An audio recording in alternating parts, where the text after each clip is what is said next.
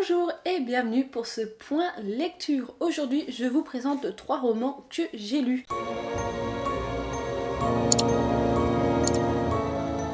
Le premier livre que j'avais à vous présenter, c'est Antituumenen. Désolée pour la prononciation, mais il est finlandais et moi je n'ai pas fait finlandais, donc du coup c'est un petit peu compliqué de prononcer son nom de famille. J'espère ne l'avoir pas trop écorché. En tout cas, c'est Dernier mètre jusqu'au cimetière, rien que le titre, j'avais trop envie de le lire, ça me tentait. Alors moi j'étais partie vraiment dans un délire, que c'est donc un mec qui était en train de mourir, et c'est clairement un petit peu le thème du livre. C'est Jaakko qui a 37 ans, qui est tout heureux et qui découvre du jour au lendemain qu'en fait il a été empoisonné. Il va donc chercher qui l'a empoisonné et c'est une histoire qui se passe autour d'une industrie de champignons japonais parce qu'en fait il est cultivateur de champignons japonais. Il va avoir un nouveau concurrent qui va venir s'installer juste à côté de son usine, ça va le foutre en boule. On va aussi découvrir sa femme, la relation qu'ils ont ensemble, et du coup peut-être savoir qui l'a empoisonné et du coup qu'est-ce qu'il va faire pendant ces derniers jours avant de mourir. Alors je vais pas vous spoiler en vous disant il va peut-être pas mourir parce que peut-être qu'il y a un remède contre cet empoisonnement, mais surtout c'est bourré d'humour noir, c'est vraiment super sympa à lire.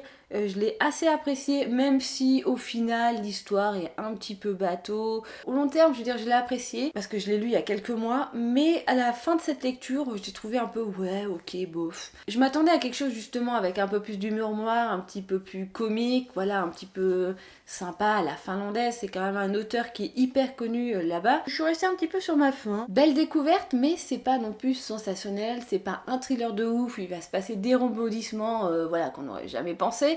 Non, ça suit son chemin, c'est une belle petite histoire, c'est assez sympa. C'est un bon divertissement comme on pourrait dire. Ça pourra aussi en faire un très bon film. Est-ce que je relirai un bouquin de cet auteur ? Je pense que oui, je pense que je pourrais aller en lire un autre. Après voilà, je cours pas non plus après cet auteur, mais voilà, si vous connaissez pas des petits thrillers un petit peu sympathiques avec un petit peu d'humour, qui changent un peu de l'ordinaire, cet auteur est très très bien. Je me suis attaquée à un classique de Dean Koontz, celui qui est le roman qui a été mis en valeur en 2020 avec la pandémie du Covid-19. C'est donc Les yeux des ténèbres. Ce roman a été mis en valeur parce qu'en fait ça parle soi-disant d'une pandémie, en tout cas ça parle d'un virus qui s'appelle Wuhan 400, mais clairement je vais peut-être vous spoiler un petit peu, je suis désolée mais ça ne devrait pas trop influencer la lecture de ce roman si vous voulez le lire. C'est clairement dans les 20 dernières pages qu'on parle de cette espèce de virus, c'est un peu la conclusion du bouquin, mais ce n'est pas l'entièreté du récit. Ce bouquin parle d'un enfant d'Annie, 8 ans, qui est mort dans un effroyable accident de car avec sa colonie de vacances, en gros, espèce de sortie scolaire. Sa mère, un an plus tard, commence à avoir des messages de l'au-delà. Elle a rien changé à la chambre du petit garçon et sur le tableau noir qui se situe dans cette chambre, on se retrouve avec Je ne suis pas mort. Et du coup, elle commence à devenir complètement folle, à avoir des apparitions, à avoir des espèces de poltergeist, on va dire, d'apparitions. Et en fait, on va comprendre que c'est le petit garçon qui essaye de rentrer en contact avec sa mère. Je ne vous en dis pas plus, donc on va comprendre, il va y avoir tout un cheminement de la mère qui va essayer de comprendre pourquoi il écrit « Je ne suis pas mort » et du coup, logiquement, elle va se douter qu'il n'est pas mort et elle va essayer de retrouver son petit garçon. Voilà un peu le thème du bouquin. Il est assez bien foutu. Alors moi, j'ai du mal un peu parce que je trouvais que ça avançait pas spécialement trop dans l'histoire. C'était pas, j'ai pas mon téléphone, je sais plus quelle note j'ai mis sur Instagram pour ce bouquin.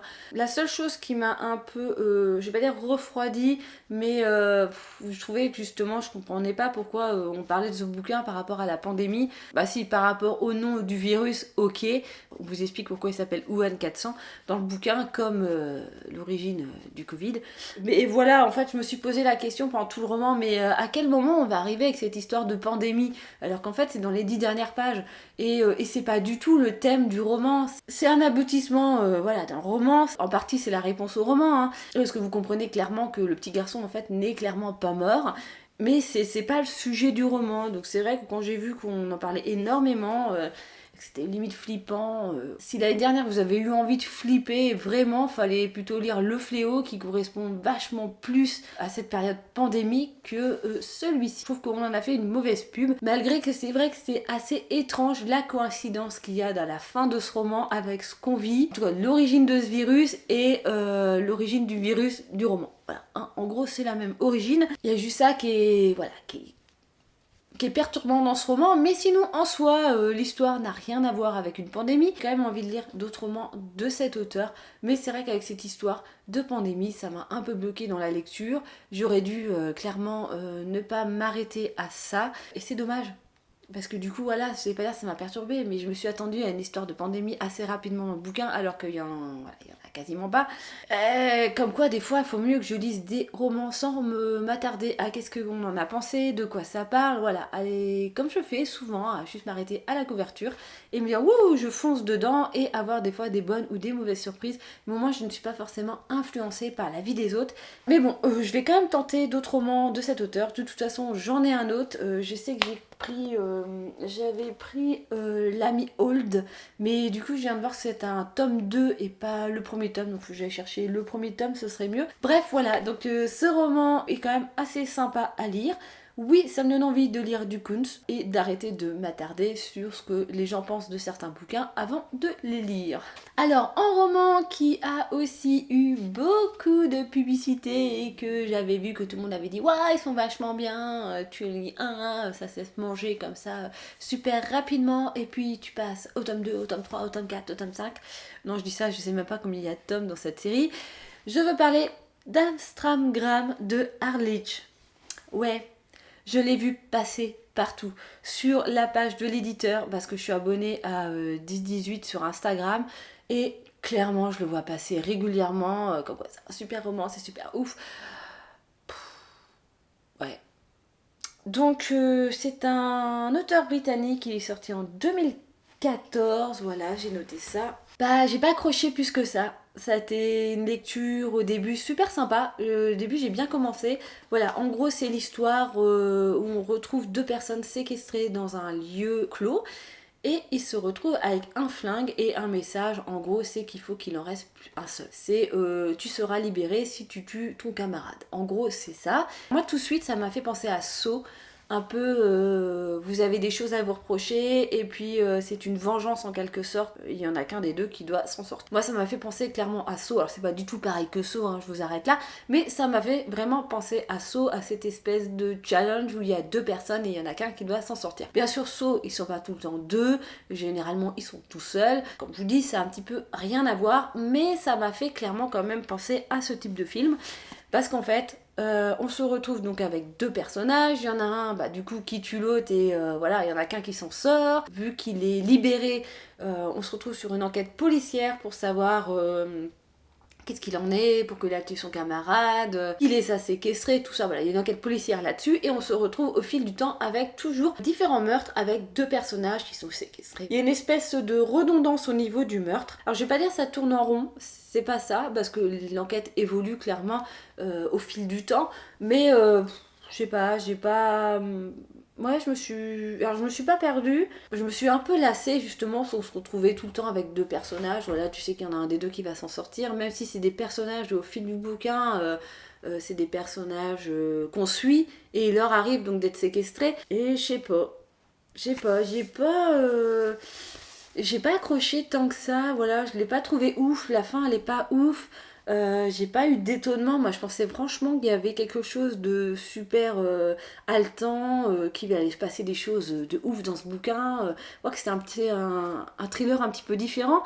Et là, j'ai l'impression de me retrouver sur une série de TF1 avec des flics, voilà, qui essayent de résoudre un meurtre. Et puis ça s'arrête là. Et puis voilà. Et puis je vais pas vous raconter la fin, mais alors, je vais pas dire qu'on le sent venir à 15 km parce que moi je lis pas assez de thrillers pour vraiment deviner dès les 10 premières pages qui est le meurtrier, mais je pense que certains ont clairement trouvé qui était le meurtrier assez rapidement. Apparemment, le tome 2 a l'air d'être plus passionnant que le tome 1, donc je vais peut-être lire le tome 2 histoire de voir, mais ouais, ça m'a un peu refroidi sur cet auteur alors que voilà, je vois comme je vous dis, je vois de la pub sur cet auteur régulièrement sur les réseaux sociaux, que c'est un auteur super populaire, super sympa et.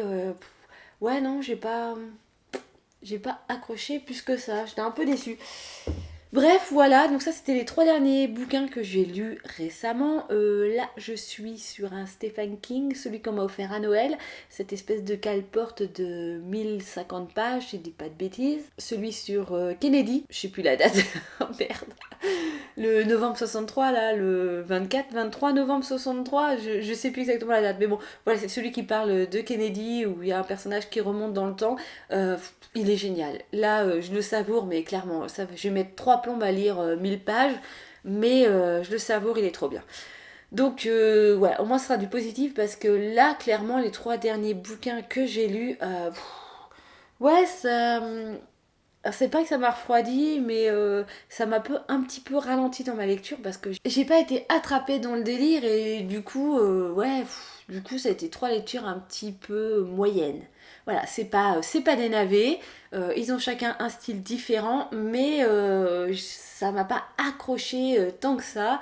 Donc c'est pour ça qu'il faut vraiment que je parte dans des romans plus horrifiques que thrillers parce que je pense que c'est plus mon délire. Et bon, bah j'espère que la prochaine fois on aura une meilleure pioche, mais en tout cas je suis quand même assez ravie d'avoir lu ces 3 titres. J'espère que cette vidéo vous a plu aussi, malgré que ça part un peu comme d'habitude dans tous les sens dans l'explication et j'ai l'impression de pas forcément être très claire dans mes avis sur les livres que j'ai lus. Dites-moi en commentaire si vous trouvez que c'est assez clair ou si vraiment vous comprenez rien à ce que je raconte, parce que des fois j'ai l'impression de partir un peu dans tous les sens, de m'éparpiller et que je pense que vous avez peut-être du mal à me suivre si vous n'êtes pas dans ma tête. Et j'espère que c'est pas trop le cas. Dites-moi tout ça en commentaire si vous êtes arrivé jusque là dans la vidéo. Sinon, comme d'habitude, n'hésitez pas à vous abonner, à activer la petite cloche parce que je ne poste pas forcément des vidéos à un moment précis. Et bah sinon, je vous dis comme d'habitude à une prochaine vidéo. Bye bye.